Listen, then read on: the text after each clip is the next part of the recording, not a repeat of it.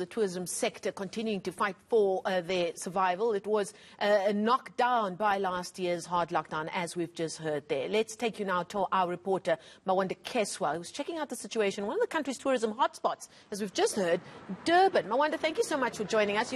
You're in the beautiful beach background. You're on the beach front there. Tell us what the state of play is with the tourism industry there.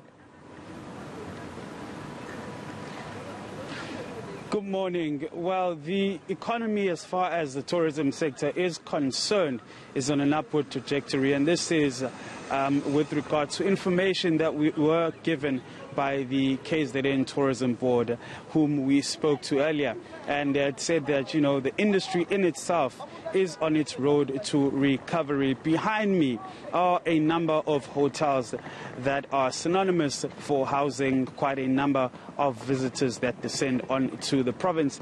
If we look at the past 2 months, focusing in on the Easter weekend, we experienced an Easter weekend in which a number of people came into the province in itself, over 42,000. It's something that in 2020 was unheard of as a result of those hard lockdowns that were imposed.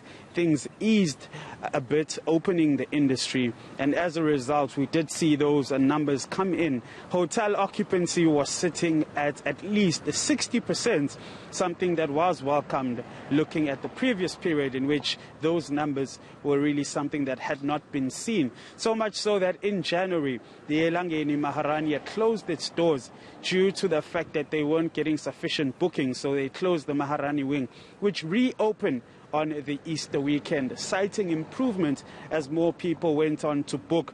I spoke to Toho's son recently, and they informed me that things are much better. The situation has eased a bit, in also a sense that the Maharani is still open at this point in time. As I alluded earlier, it had been closed since January, and it only reopened for the Easter weekend as those bookings started coming in. So that over 60% hotel occupancy really saved the number of establishments that play a part as far as hospitality and accommodation is concerned. On the same breath, that Easter weekend saw the city rake in over 300 million rand, which was the total direct spend over that Easter weekend period.